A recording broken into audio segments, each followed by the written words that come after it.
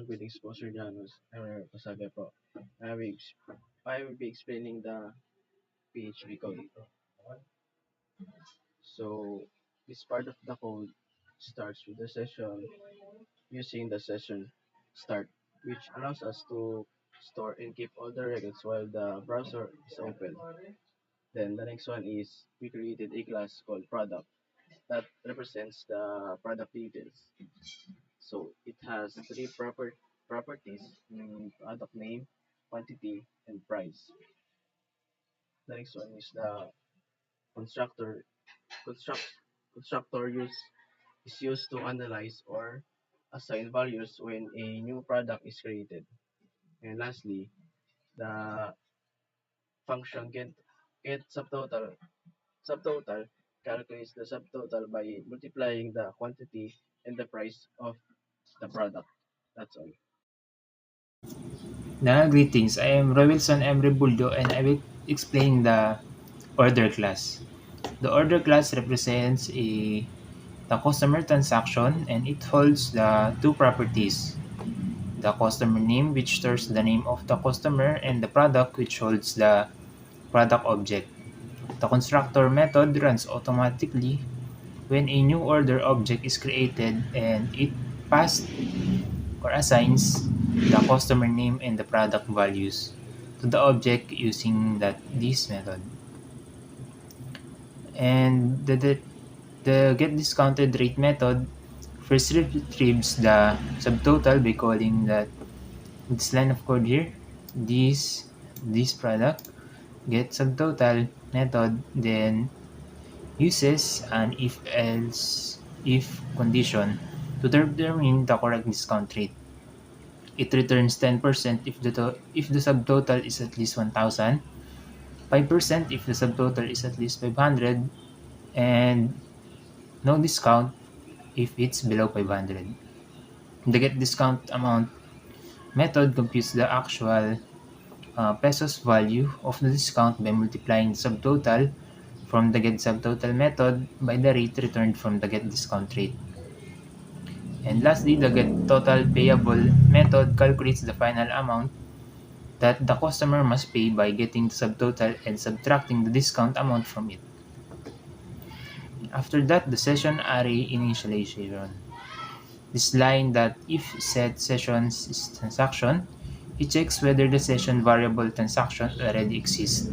And if it does not exist, it initializes it as an empty array using the array method.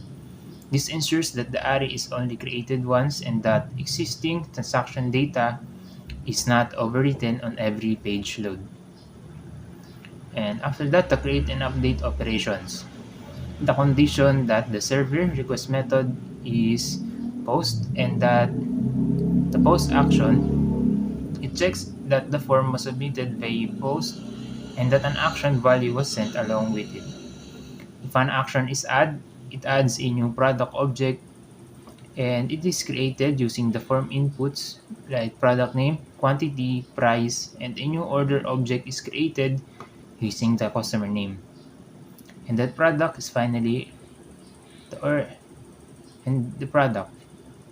And finally, the order is appended to the session transaction array using the array bracket. And if an action is update, the submitted ID is used as the array index to locate the existing transaction. And a new product and order object are constructed from the updated form inputs to replace the old entry at that index. After either operations, this line header location server PHP self redirects the page back to itself, and an exit method stops further execution, which standard practice to prevent duplicate form submission on page refreshes. And that's all for my part. Greetings, Sir Jonas. I am Kenneth Navarro Pamatok, and I will explain the delete and edit function in our current system. So, to start, uh,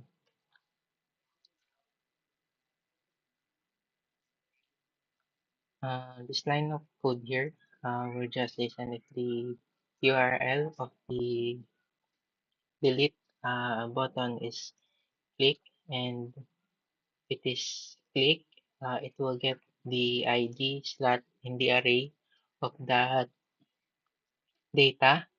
Then after getting it, will it will completely delete all the uh, data of that ID.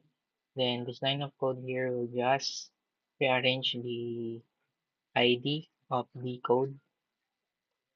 It will rearrange this. So if we delete Anna here, it will become 02. Uh, because we put that code, it will become 01 if we delete Anna. Then this line of code here will just refresh the page, and the exit code will just stop the PHP code from running until it is refreshed. Then moving on to the edit function. This is the default state of our variables. Then if we just like in the delete uh, URL button, if the user click it and the editing is true, it will get the ID, and after getting the ID of that variable, it will delete all the data in that ID po. And that's all. Greetings everyone, I'm Justin Internal and now I'm gonna explain our HTML code, and I'm gonna jump into our main focus code. So the first is the PHP if $sign is editing. So this line checks the user is editing a record and the system will show the update form. So the next is the form method post action. So this will create the input data to the same page using post so it can be processed. And the next is the input type hidden action value update. So this field the system will update the existing record. So the next is the input type hidden name, the ID. So this store the ID of the record being edited so the system knows which data to update. And the next is the input type text, customer name value. So echo dollars and order to edit customer name. So this is the input the customer's name in the text box so the customers allowed to edit.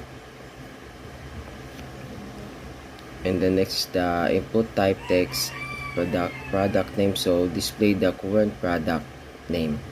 And the next is the input type number of the quantity, so existing quantity to modify it. And next is the input type number price, so display the current price and allows to update it, lets the user to update it. And the next is the button submit, so it can submit the updated data. The PHP so if the user is not editing, the system will show the new transaction per method. And the hidden field, the system that the user is adding new record. And the input type text customer name is the customer name. The product name, the input type, so to type a product name. The quantity product, and the number price, so the user to enter the price of the product. The next is the submit, and the end if, so condition the switch between update and add form. The empty session transaction, so this checks if there was a stored transaction before displaying them in the table. And this session of the index, so each transaction they can all display by one, the customer name and the product name and the product one. So the product gets a total by, so you can multiply and quantity the price and get total payable, so all discount and subtracting and calculate. And the edit, so user to specific transaction, and that's all. Sir Janice.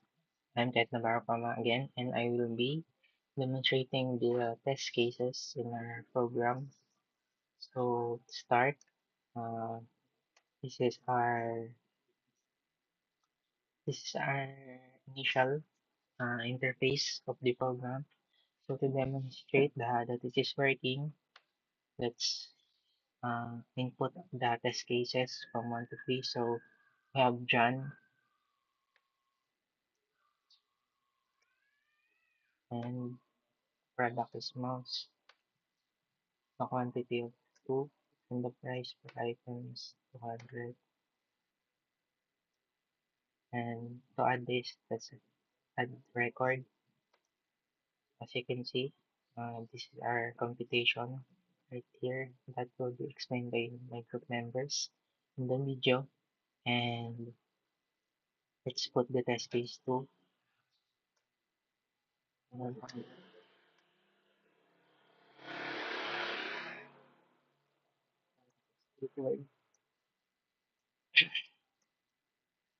And the quantity is 3, and the price is 250. And if we add the record successfully, add Anna, then for the test case 3, have Mark and monitor is the product, and the quantity is 2. Then the price per item is 600. After adding the record, we have successfully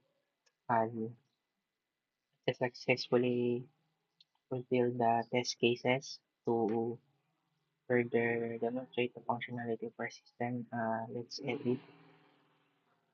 Uh, let's edit Mark. Let's edit it. We can edit.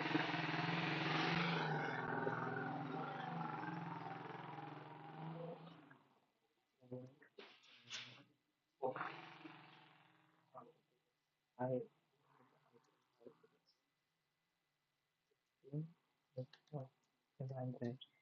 and after updating the record, we have successfully updated Mark, and to demonstrate the delete, so let's delete Kenneth, new data. As you can see, after deleting Kenneth, we have only John and Anna. So